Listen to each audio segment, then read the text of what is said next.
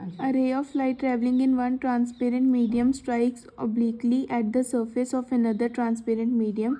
A part of the light goes back to the same medium, obeying the laws of reflection, and it is called reflected ray. हाँ, reflected light. अगर ray of light जो है एक transparent medium से निकल के तो strike कर रही है किसी सरफेस पे of another transparent medium, a part of light goes back, कुछ पार्ट ऑफ लाइट वापस चला जाता है। ये देखो यहाँ पे एक ये सरफेस है दूसरे मीडियम की, मीडियम 2, ये मीडियम 1 है।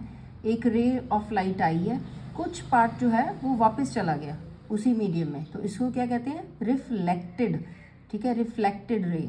ठीक है, next. The remaining part of the light enters into the another medium and travels in a straight path but in the direction different from the initial direction, and it is called reflected light. Refracted. हाँ, अब ये देखो जो remaining part है, कुछ light तो अभी वापस चलेगी ना एक मीडियम से दूसरे मीडियम में, जब स्ट्राइक हुआ तो वो अपने फर्स्ट मीडियम में ही वापस चलेगी, उसको क्या कहते हैं? रिफ्लेक्टेड। और कुछ लाइट जो है वो बाकी की लाइट जो है वो रिफ्रैक्टेड हो गई, मतलब कि वो इस पाथ में जा रही थी, स्ट्रेट इस पाथ में जाने की बजाय थोड़ा सा इनसाइड की तरफ बेंड हो गई, और इसको क्या कहते हैं? रिफ्रैक्टेड रे, या फिर रिफ्रैक्शन हो रही है। ठीक है, आगे बढ़ो। Thus, at the boundary separating the two media, light suffers partial reflection and partial refraction. हाँ, जब भी ये boundary, this is the boundary, this is air and this is water, this is glass, water भी हो सकता है, तब भी रिफ्रैक्शन होगी। तो ये ग्लास है, जैसे कि वो प्रिज्म होता है या फिर स्लैब होती है, ठीक है, वो ग्लास की होती है ना। तो जब लाइट उस एयर से नीचे ग्लास में जाएगी तो क्या होगा? ये बेंड होगी, ये जो रे है ये बेंड होगी towards a normal, this is the normal. ठीक है, The change in the direction of the path of the light when it passes from one transparent medium to the another transparent medium is called refraction. The refraction of light is essentially a surface phenomena. हाँ, surface phenomena, क्योंकि ये surface पे जब टकराती है तभी इसी का फिनोमेना है, इसी का काम है। तो ये हो क्या रहा है? Change in direction of path of light. ये देखो पाथ इसका, लाइट की रे इस डायरेक्शन में आ रही है, जाना इसको सीधा था ऐसे, लेकिन ये चेंज होगी डायरेक्शन, ये थोड़ा सा इधर होगी, बेंड टूवर्ड्स नॉर्मल। नॉर्मल ये होता है बिल्कुल, ठीक है। तो ये बेंड होगी, तो इसको change in the direction of the light when it goes from one medium to another, so this is known as refraction. ठीक है, In figure 4.1 and figure 4.2, SS dash is a surface separating the two media, say air and glass. When light traveling in the medium one falls on the surface SS dash, a small part of it is reflected back in the same medium, obeying the laws of reflection, and the rest of it is refracted through the boundary into the medium 2. हाँ, ये मैंने यहाँ तक थोड़ा सा आपको पहले ही समझा दिया कि ये देखो ये एस डैश क्या है? ये एक सरफेस है। ये सरफेस क्या कर रही है?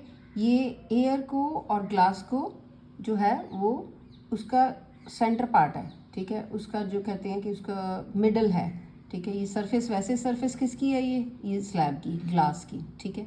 तो यहाँ पे सरफेस पे ये जो रे टकरा रही है तो ये बेंड हो रही है, इसकी डायरेक्शन चेंज हो रही है, यही बता रहे हैं, ठीक है। तो वो कहते हैं पार्शियली, कुछ रेज वापस चली जाएंगी उसी मीडियम में और कुछ रेज रिफ्रैक्टेड हो जाएंगी, कुछ रिफ्लेक्टेड हो जाएंगी, ठीक है। और ये यहाँ पे लॉज ऑफ रिफ्लेक्शन लगेगा, वो आपने पिछली क्लास में पढ़ा हुआ है। लॉज ऑफ रिफ्लेक्शन कौन से होते हैं? 3 लॉ होते हैं ना। One is angle of incidence is equal to angle of reflection, दूसरा incident ray, reflected ray and normal lie in the same plane, ठीक है।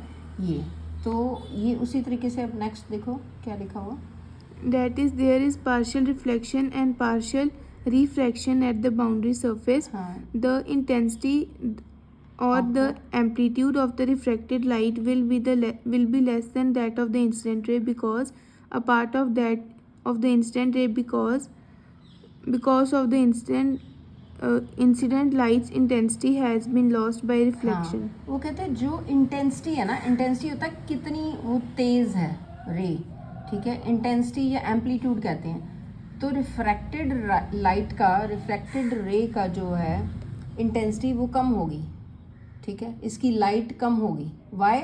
बिकॉज इसकी इंटेंसिटी ज़्यादा है और इसकी कम है। क्यों? क्योंकि थोड़ी सी इंटेंसिटी इधर लॉस्ट हो गई है, ठीक है, एम्पलीट्यूड इसका लॉस्ट हो गया रिफ्लेक्टेड होने से।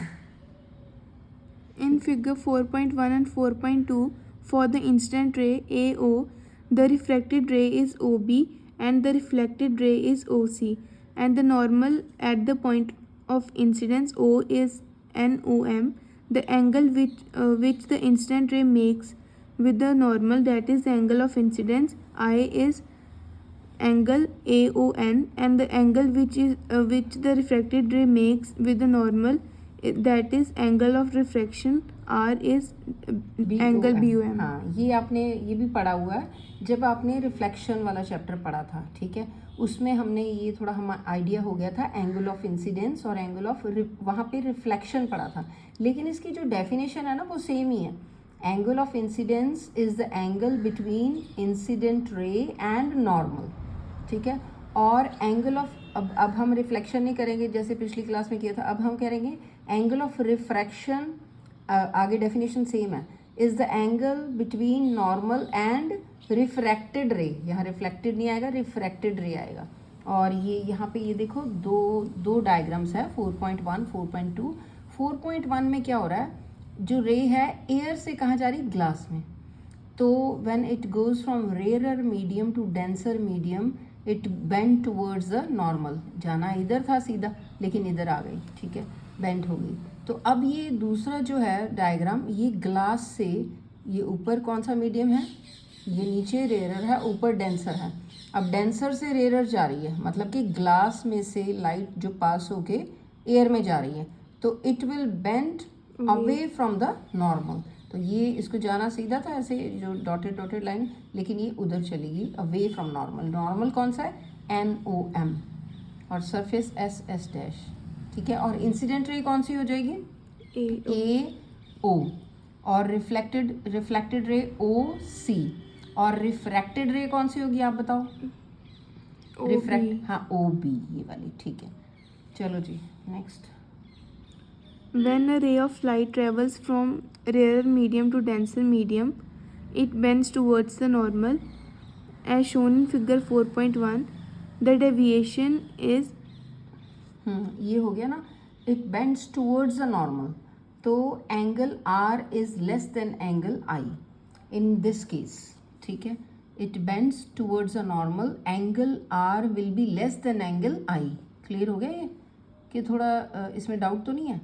no. कैसे ये स्मॉल होगा, क्योंकि ये यहाँ पे ये बेंड होगी टूवर्ड्स दिस नॉर्मल, तो ये फिर एंगल छोटा होगा, ये एंगल बड़ा होगा। चलो next is, The deviation of the ray is delta is equals to angle I minus R. हाँ, डेविएशन अगर ढूंढनी है तो फिर एंगल I में से एंगल R माइनस करेंगे, ठीक है, तो वो डेविएशन आ जाएगी, ठीक है।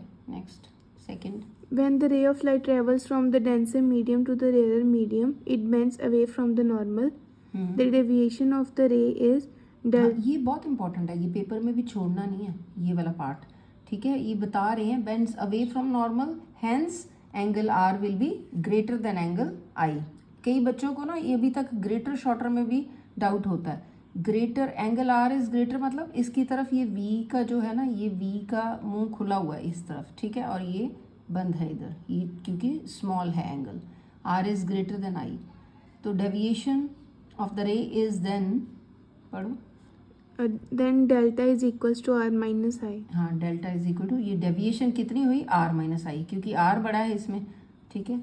Next is, The ray of light incident normally on the surface separating the two media passes undeviated.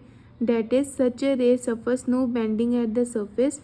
Thus, in the case of light incident normally, that is, when the angle of incidence, angle I is equals to 0, and the angle of refraction, angle R is equals to 0, as shown in figure 4.3, the deviation of the ray is 0. हाँ, अब ये वाला बहुत important है, ये वाला paragraph. इसमें क्या कह रहे हैं, कैन यू एक्सप्लेन बेटा, you have just, When angle of incidence, इसमें क्या होगा, इसमें जो पढ़ा है थोड़ा क्या पढ़ा है कि जब ये जो लाइन है जो इंसिडेंट लाइन कहते ऐसे आ जाएगी नॉर्मल की तरह, मतलब इंसिडेंट लाइन नॉर्मल की तरह यहाँ पे स्ट्रेट आ रही है, ऐसे नहीं आ रही, ऐसे ही आ रही है, तो फिर क्या होगा, angle I is equals to 0।